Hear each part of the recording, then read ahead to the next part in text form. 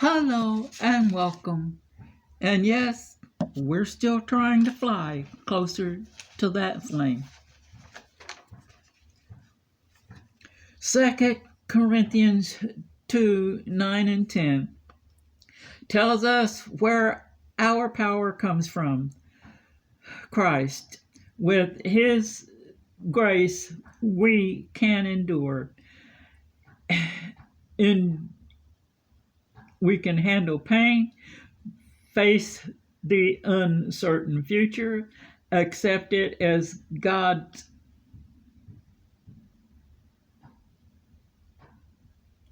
answers. No, because sometimes He does. You see, that grace brings divine strength, which is perfect for our every need. When we soldier on in spite of our pain, is when the Holy Spirit does His best work in us and through us. Know this: the Holy Spirit will never lead you against the Word. When you know that God is in it, stand firm and be strong. Go with the facts. Why? Because feelings can and do change. Also, faith is based on solid facts, not on feelings. Know this: the Holy Spirit does work in your heart where feelings come from. So do not trump on other people's feelings and don't let them trump on yours. Feelings can go along with faith. What the Holy Spirit does to help it does it, to it does do is help keep feelings in check and quiet them in and guide them in the right direction so you don't let them take over. Peace is one of those feelings or emotions, and peace does come from the Lord. The same with joy and praise. Plus, the Holy Spirit helps us keep a positive attitude, to rejoice, to love, give thanks, and with and things like keeping our anger in check so we can trust our feelings and show them. So yes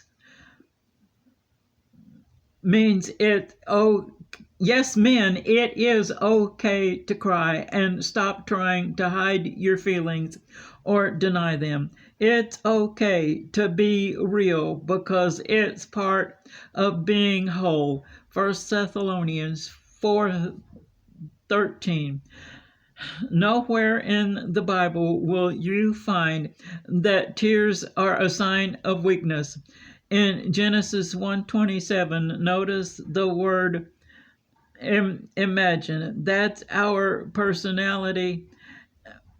Notice the word image. That's our personality and our nature, plus our mind, which is intellect. That's what Adam used to name the animals. Genesis 2:19. Our mind is what we use to communicate and understand. How else would we be able to know God? Now we come to the heart where emotions come from. Genesis 2:25. Next is our will or volition, which helps us reason things out and act on them. Genesis 2:16 and 17. The will is what we obey with. 2 Corinthians 4:6. You see, when God starts working on sinners to bring them to salvation, He starts in the heart and moves into the mind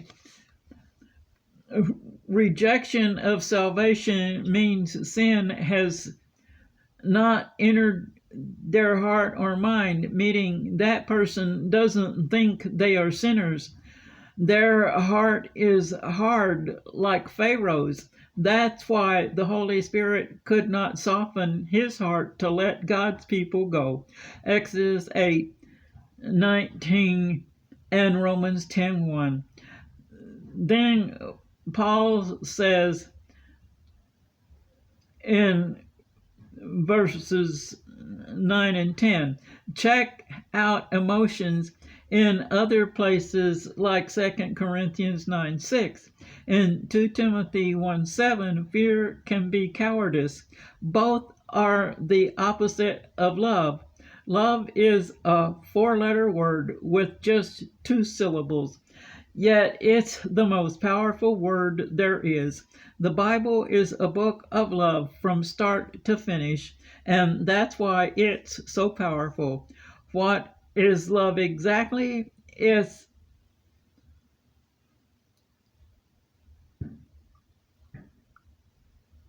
an active pursuit of seeking the highest good of another. In the KJV, Proverbs 1:7 tells us we are where the Lord is, where knowledge,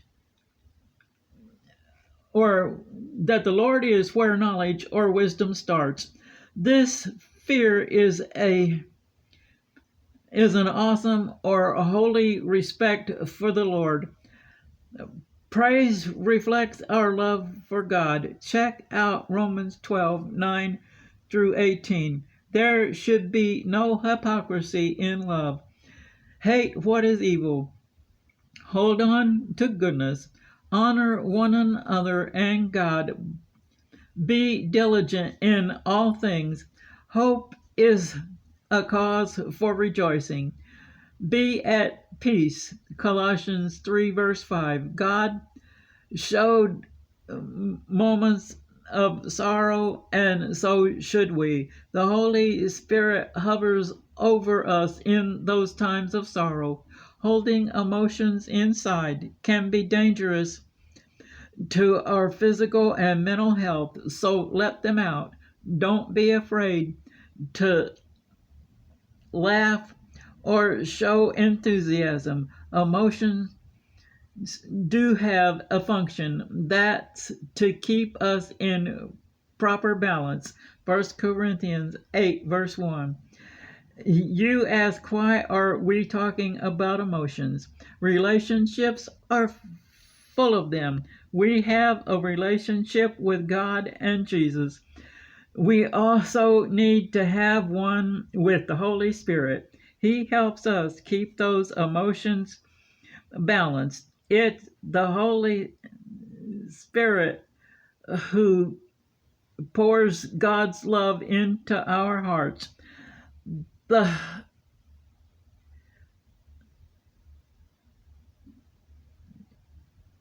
Godhead is just full of emotions. Therefore, so are we. There are times when sin does make us sick. So let's take a look at the theology of healing. Just what does the word say about it? Number one, there are two types of sin, original and personal. The first began with Adam and Eve in the garden via giving in to temptation. That's the first instance of corruption or spiritual pollution. Romans 5:12, part A. Adam and Eve disobeyed. Genesis 2:16 and 17. So we get Romans 5:12b.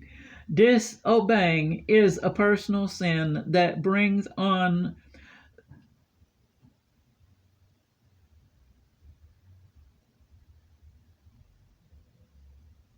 consequences. Rebellion, lawlessness, and and and lawlessness are a direct result of our sin nature. Original sin caused sickness to enter the picture. Ezekiel 18:4 and Job 14:1. It's a consequence of our sin. Psalm 32:3 and 4. The guilt David felt is what brought on the sickness. This psalm talks about once he dealt with sin issues, he recovered. How he confessed and repented, and that's the way we should do it. You may send your prayer request to heanswerstwo@gmail.com.